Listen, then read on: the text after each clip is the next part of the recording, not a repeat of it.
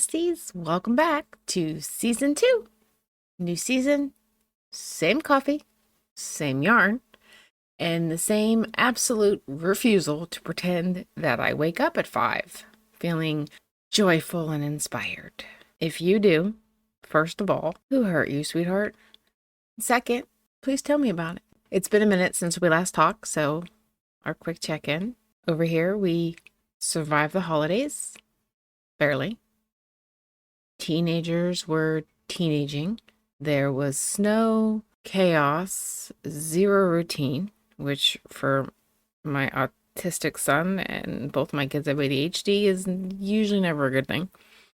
And honestly, I am just proud of us for making it out alive. At this point, I'm not looking for a fresh start. I just want everyone back on schedule. I need my brain to stop sleeping with one eye and one ear open, trying to figure out what exactly my kids are getting into. And speaking of fresh starts, let's talk about New Year energy.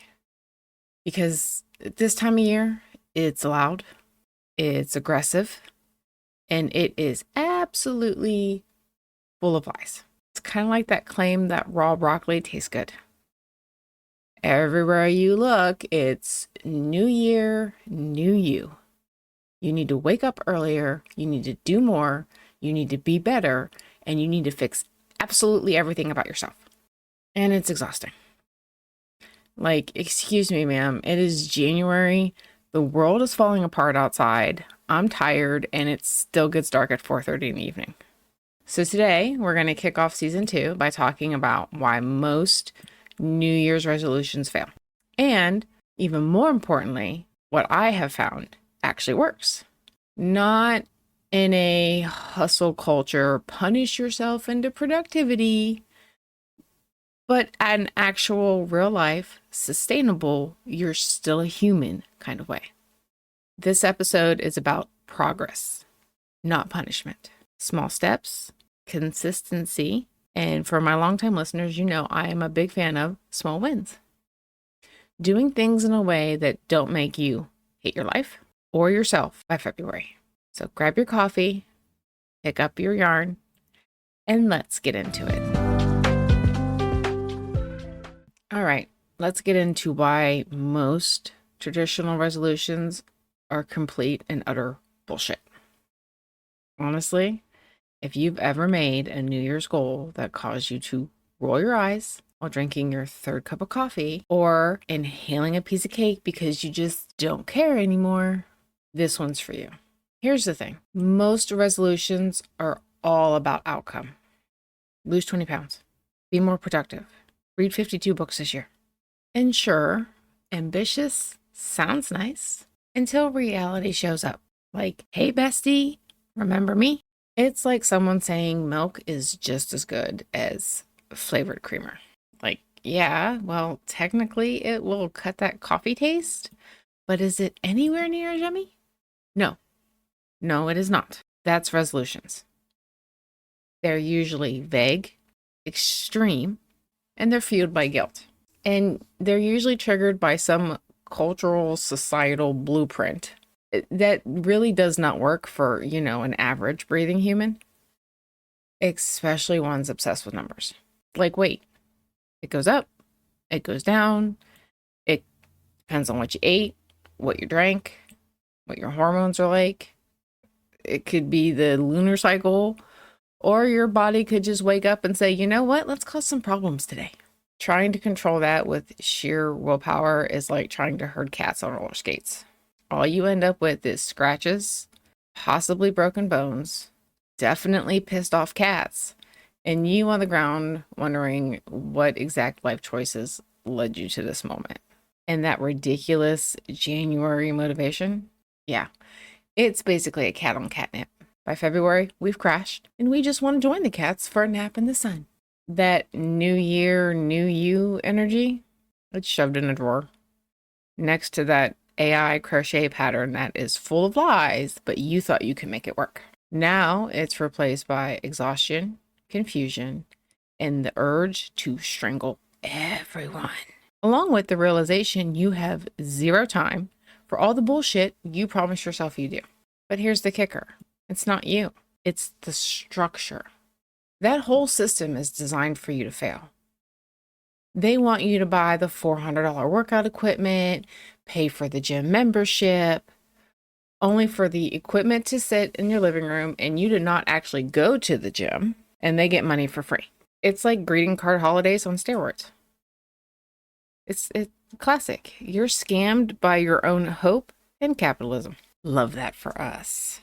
Traditional resolutions also ignore some pretty important things: burnout, real life responsibilities, mental health, and what sustainable living actually looks like. They expect you to transform into a totally new person overnight. All the while, your kids are still demanding things like food and clean clothes.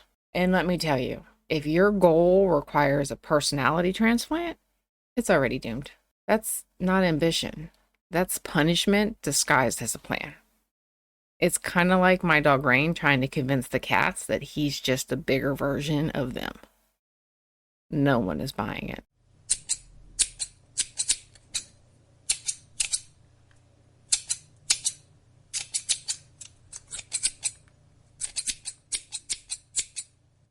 All right, full honesty for the Chapin story this week. So last year was the first time I set a resolution and I actually kept it. Yay, me. Now, this did not come without its own how is this my life moments. My goal was simple. I was going to finish a 5K. I wasn't going to finish it fast. It definitely was not going to be pretty. But I just wanted it done so I could say I did it. Easy, right? Yeah, no. So to train for this, I walked and jogged around my yard. Now, we own an acre, so it's not like I was pacing a prison cell. But it was the same scenery, the same terrain, over and over and over and over again. This is where audiobooks really helped me. But slowly, I got my distance up. I was feeling good. I was feeling confident. Clearly too confident. Because the week of the race, I finally realized maybe I should probably go check the actual park where the race is happening. And right in the middle of this park is a huge ass hill. Like one wrong step, and I am going to be rolling down that like a cartoon character, slowly morphing into a boulder. So I tell my husband, there is no way they're going to make us run that hill. They'll probably turn around and loop back, be like sensible adults. Oh, my poor delusional brain. Not only did we have to run the hill, we had to run it at the end. When you're tired, when you're done, you're already planning getting home, where you're going to stop and get food on the way, and plans to drown yourself later in the hot Epsom salt bath. Now, I had already decided I was finishing this race, even if I had to drag myself on my hands and knees over the finish line. So I do the race. My pace isn't terrible. I'm surviving. And then I see the hill. At this point, my only goal is to not look like an absolute idiot by crawling up it on all fours. So I'm almost at the top, I'm barely alive, and then I see him. My husband standing there with a camera. Because, this is exactly the moment I want preserved forever in the undying photo album that is the internet. This is one of the very few times I've had to remind myself the police always suspect the spouse first. But then the race got finished. I made it out alive. My husband got a beautiful picture of an exhausted wife giving him the middle finger. And I got a shiny medal. So really, everybody won. Okay, so if traditional resolutions are a hot mess, what actually works? What's the secret sauce? What's that perfect coffee to creamer ratio of goal setting? Well, part of it is shifting from outcome goals to process goals, or what I like to call sustainable life changes. Instead of picking something like, I have to lose 20 pounds, I have to run a 5K in a half hour, ask yourself, what can I do regularly? What are the small, repeatable things that doesn't make me want to quit by January 3rd and then emotionally spiral into Valentine's Day candy? Examples: start tiny. That's how I did. Walk every day, even if it's just around your house or up and down the hallway. If you want to start working out a couple times a week, cool. Start with one day, 10 minutes. That's it. When that feels doable, well, then maybe add a little more time, 10 into 20, 20 into 30, day 1 into day 2. You don't earn bonus points for suffering. Instead of dieting, maybe focus on eating healthier. And that doesn't mean overhauling your entire diet overnight. Maybe trying one new, healthier recipe a week. Or what I like to do, sneak in something healthy here and there. If you get a Chipotle burrito bowl and you never got beans before, throw some beans in there. Your coffee creamer, maybe switch it to the sugar-free version. Swap out regular pop or soda. I know it's regionally sensitive, which word we use, for the diet or the zero version. Those tiny tweaks, done slowly over time, that's how you start the snowball. And here's the magic word: momentum.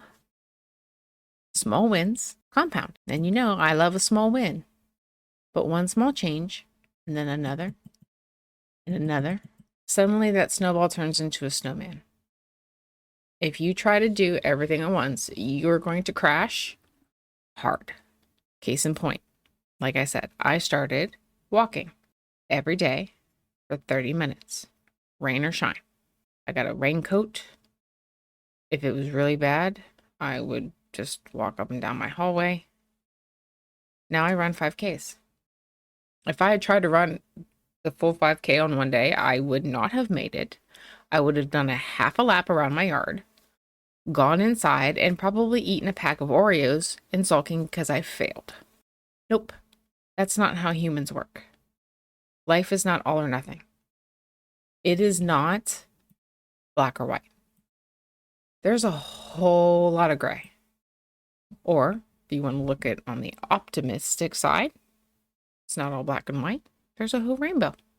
Here's the part people don't talk about enough. Consistency builds identity. You don't just do the thing.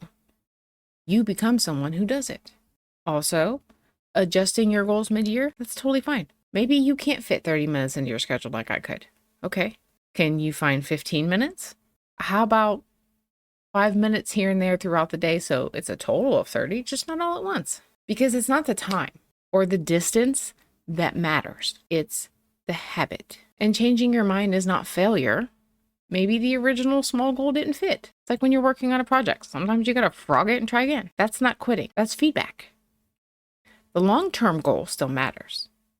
It's the routine and how you get there that's flexible. All right, this entire segment of Brewers News is going to be the Epstein Files updates. Because while I was off for the holidays, the government apparently was off too, despite there being a literal law with a very clear deadline. And as always, we are not letting this story get buried. So as of 1/7, sometimes it moves so fast you got a date. Here's where we're at. The Justice Department, or Department of Justice, DOJ, was legally required to release all unclassified Epstein-related documents by December 19th. Yeah, they missed that deadline by a mile. They're technically still missing that deadline. What we got instead was less than 1% of the total files. We got about 12,000 documents were released, while over 2 million are still sitting in to be reviewed pile. 2 million. And the documents they did release, oh my God, were a mess. Pages and pages were like completely blacked out. Even though the law states only the victims, their families, and anything that could like identify the victims were supposed to be retracted. Survivors and lawmakers immediately called this out because like they were entire documents that were hitting. Like you could scroll through the phone and it was just black, black, black, black, black. These redactions included the names of wealthy, powerful men who are absolutely not victims. Funny how that works. Then came the cherry on top. The redactions were so sloppy that people discovered you could literally copy and paste the blacked out text into another document and then remove the blackout and read the entire thing. So it was like a kindergarten level digital security failure. My 13-year-old could do better. Love that for the DOJ. Oh, but wait, it gets worse. The website itself barely functioned. If you searched for Trump or even Epstein, nothing came up. But if you typed Trump with a space after his name, well, suddenly there's results. So either the site was glitching or someone coded it like they were trying to hide a toddler's mess under the couch. Either way, for professionals, it's embarrassing. And speaking of Trump, let's talk about the Mar-a-Lago connection, because new reporting confirms something people have whispered about for years. Epstein was never a member of Mar-a-Lago, even though Trump says he kicked him out. But he didn't have to be. According to multiple reports, Mar-a-Lago spa employees, including masseuse, were sent to Epstein's home for house call massages for years. Staff had even warned each other about him because he was known for being sexually suggestive and exposing himself. One teenage spa worker eventually came forward and complained about him making advances. So yeah, the connections run deeper than anyone wanted to admit. Here's another significant shift. Survivors who had previously supported Trump have now publicly withdrawn that support.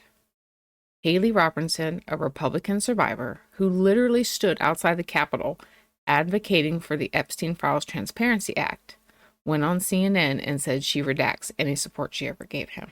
Others have called for impeachment over handling of the case. When the very few people who fought for this law are saying enough, that matters. Because this story cannot go 5 minutes without somebody trying to throw a smoke bomb and distract. We saw the Bill Clinton distraction attempt. Online, people circulated a photo of Clinton with Michael Jackson, Diana Ross, and their kids. It was a completely normal 90s celebrity photo op, but they released it in a way that they tried to frame it as him standing with Epstein victims. They cropped it, blurred it, twisted it. Those were Michael Jackson's and Diana Ross's own kids, not Epstein victims. But accuracy wasn't the point. Distraction was. Look over here, not over there. And honestly, my favorite part of this whole thing was when Clintons basically called the bluff. They released a statement and said, we got nothing to hide. Release it all. Because that's what innocent people do. They don't panic. They don't stall. They don't hide behind broken websites and blacked out pages. They say, I have nothing to hide. Show it. So here's the bigger picture. The DOJ missed the deadline. Less than 1% of the files were released. Redactions were excess and sloppy. The website barely worked. Powerful men's names were protected. Survivors are furious. Over 2 million documents remain unreleased. I also believe that there was a deadline they had to present to Congress, a report of what they redacted and why, and they did not do that. This story is nowhere near over, and we are going to keep covering it until the entire truth comes out. Because like I said before, I refuse to let this story die and the victims to be victimized again. So we're going to cover it all, not just the parts that are convenient. Okay, so we talked about process goals and momentum. So let's get into intentional, sustainable goals. the kind that actually improve your life instead of quietly making you miserable while you pretend to smile. First, ask yourself better questions. Instead of asking, what do I need to fix about myself? Or, and let's be honest, asking yourself, what do I hate about myself? Because we all ask that one and then we feel terrible when we answer it. Try this instead. What do I want more of this year? What feels supportive and not punishing? What actually adds to the quality of my life? Not just helps me fit into somebody else's box of normal. You don't need to flog yourself. The whole point of goals is to make your life better, not to beat yourself up harder than you already do. And let's be real. Self-flogging is a wildly popular activity that nobody actually enjoys. It's like wax candy or alarm clocks. Treat yourself with the same patience and kindness you give your kids or your pets. If you can do it for them, you can do it for yourself. And honestly, doing it for yourself makes it easier to show up for them. There's less snapping, less overstimulation, less I'm overwhelmed and now everyone is annoying me. Next, build your goals around your capacity, your energy, your current season of life. I'm setting fitness goals, but I'm setting my goals for a 41-year-old woman, not a 20-year-old Olympic athlete. I want to build a base that I can still use in my 60s and 70s. I am not trying to get my 20s back. Goals are about moving forward and not rewinding the tape. So my goals this year are twofold. I want to do my 5K again. I would like to get my pace in under 40 minutes. And I want to lift. I'm adding a lifting goal. I'm going to lift 100 pounds. Last year, my 5K time was around 47 minutes. So I'm not, I did put numbers in this year, but they're not unhinged numbers. I'm not setting I'm the Flash pace goal. I'm shaving off a few minutes. And with lifting, if mid-year I realize, 100 pounds is too much. I'm pushing myself a little too hard. Cool. I'll drop it to 75 pounds for the year instead.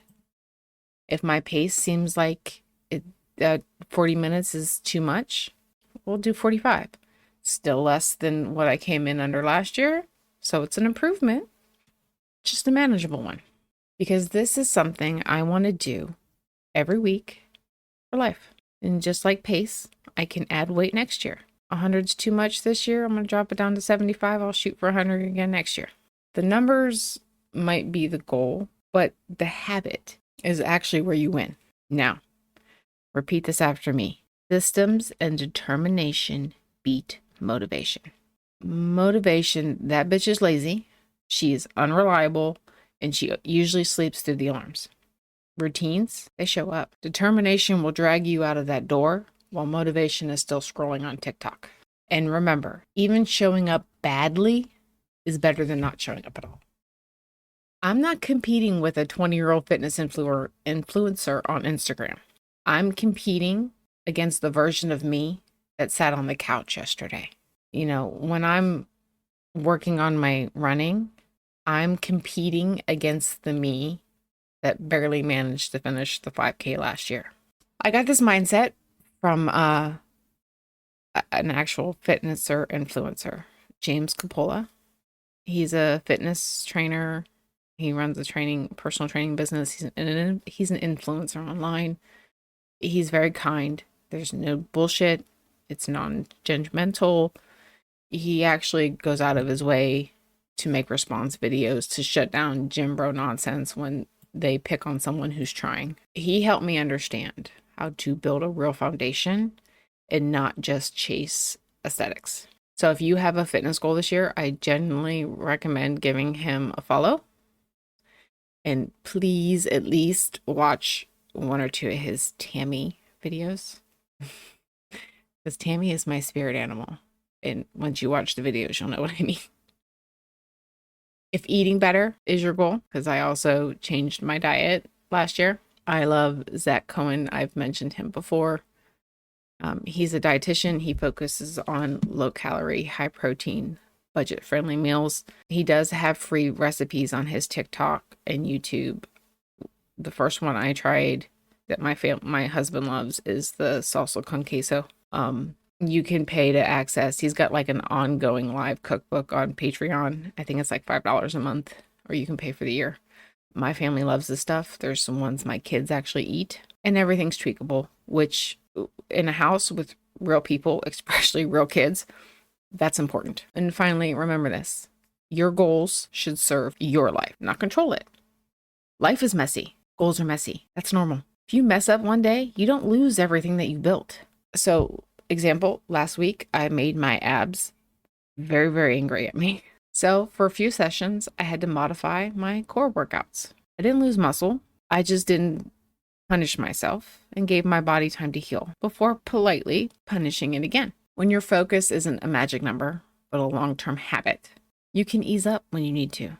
You can adjust while your body adjusts to its new normal. And that is how goals actually stick. All right, it's time for Shuffle Happens. This is our moment where we take a breath and ground ourselves. This week's card is the Tower. Now, if you ever pull this card, take a deep breath. She's dramatic, but it's not doom and gloom. So as always, I'll start by describing my card from my Sacred Kingdoms deck. So picture this, a massive tower built into a rugged coastal mountain. Storms are swirling around it, dark or heavy, ominous. Like the tower, however, is in the calm eye in the middle of the hurricane. Because from the base of the mountain, a crackling yellow light shoots straight up through the mountain, through the tower, and into the storm. And instead of feeding the chaos of the storm, it pushes the clouds apart, bringing clarity into the storm. The tower, upright, represents sudden change, clarity breaking through, and structures collapsing because they are no longer working. The tower reversed points to resistance, fear of change, or clinging to something that's already crumbling. Either way, this card shows up as a wake-up call. So how does that tie into resolutions? Well, here, it's old systems breaking, unrealistic expectations collapsing. The tower is basically saying, let the nonsense fall away. It wasn't serving you anyway. Clear the storm so you can actually see what you're working with and build again. The message for you, listener, is gentle but powerful.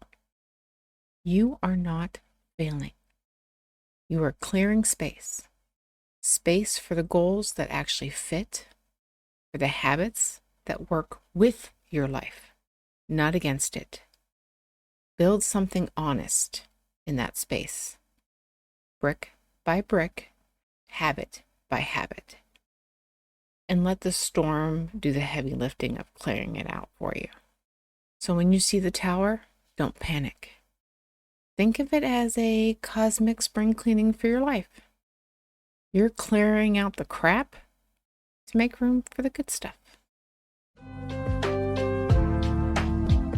All right, time to wrap things up. So what's our big takeaway? Sustainable beats dramatic, and consistency beats intensity. Small steps, repeated over time, will always win over I tried to do everything at once, I hurt myself, and now I'm quitting by February. So here's my gentle homework for you. Think of one small thing you can commit to this week. Just one. Doesn't have to be glamorous. Doesn't have to be perfect.